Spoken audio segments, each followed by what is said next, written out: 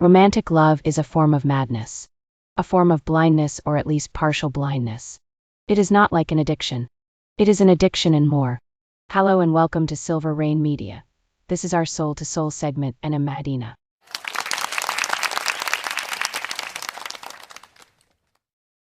Today we're talking everything about falling in love, and at the end of the video, I will answer this painful yet popular question.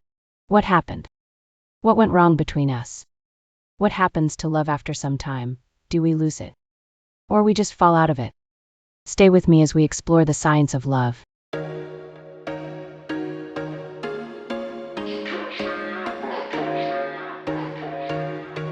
Love is magical. It comes out of nowhere, yet it feels like it was destined to be.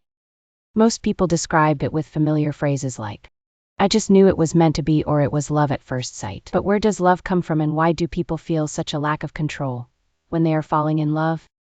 Now that I think about it, all fallings happen without our control. Why or how can you control a fall unless, of course, in a few circumstances like when you are just acting? It's time to my place. I feel my heart erase. So catch me if I fall. Scientifically, human love happens at two levels, that is the conscious and the unconscious level.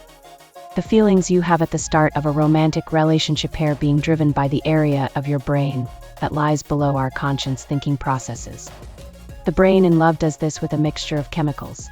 A rush of dopamine and oxytocin are the so-called happy hormone, creating a feeling of euphoria and emotions of closeness, care and commitment to your love. Good, you look great. I like you. I can't wait. It quickly becomes something you want over and over. The more you give, the more you have to give. It is therefore no surprise that the brain of someone in love looks very similar to one on cocaine. Love is not like an addiction. It is an addiction, but the brain in love is not done yet. Why? Because an addiction is not enough for someone in love. You want more control. As dopamine and oxytocin levels rise, serotonin levels fall. This fall in serotonin levels is significant because serotonin is a key hormone in stabilizing our moods and providing a sense of being in control. This further explains why people in love often become obsessed with their loved one and keep trying to verify if their beloved feels the same way they feel about them. Science has also found very good neurological reasons to support the idea that love is blind, or at least partially blind. This love blindness is caused by the deactivation of the ventromedial prefrontal cortex, which is responsible for critical judgment, which happens when you fall in love. And again, I don't find that surprising because all falls have their consequences, right? You lose the ability to mentalize.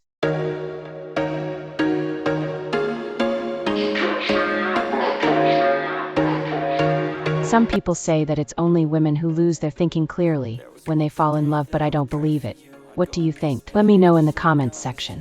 Do you believe in that narrative or do you disagree? After losing your ability to mentalize, even when someone says this person is not good for you, you can't understand. Hence, love is a form of blindness and madness in one package. Fine, I'm so late. Of course, we have all known about this madness and blindness from the beginning of time. However, what neuroscience offers that's new is an understanding of the biological process of love and the method in the madness and blindness of love. Despite all the irritationalities on the surface of love, there is a biological rationality in it all.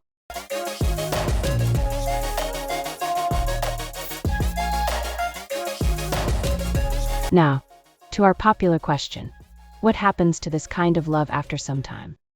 This madness and blindness is of course temporary. Now I'm wondering what would happen if it was permanent.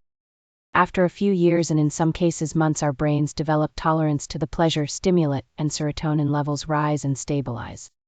At this point, the fog clears, like they say, and you can get to see who you have fallen in love with.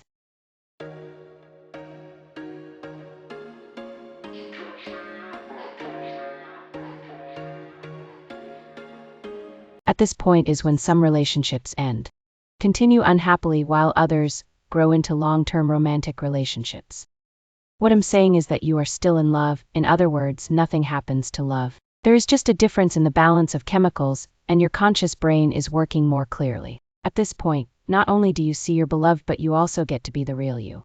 Sip wine, I drink straight. Don't waste time to my place. I feel my heart erase. catch me if I fall. It is a different kind of love which is less passionate and more compassionate. Unlike the first stage when you had just fallen in love, now you are learning to stand in love and even walk in love. The passion can still be retrieved, but the obsession, madness, and blindness have gone. The best part is that on average, couples in long-term romantic relationships are happier, healthier, and live longer. Sitting here praying that this night's gonna last. You got it all on tap. I'm loving your vibe, always have your back. We like all the same tracks. Listen all night in the sheets all black. Said I'm falling fast. Don't remember life before you, that's facts. I feel good, you look great. I like you. I would like to get one thing clear before ending this video, and that is the fact that human love more complicated and cannot easily be reduced to science entirely or my words. There are many other variables like genetics, psychological, and cultural factors which can also shape human love. As for those who are concerned that science is or has demystified, should not worry just as yet. I hope this has helped us answer some of the questions about love.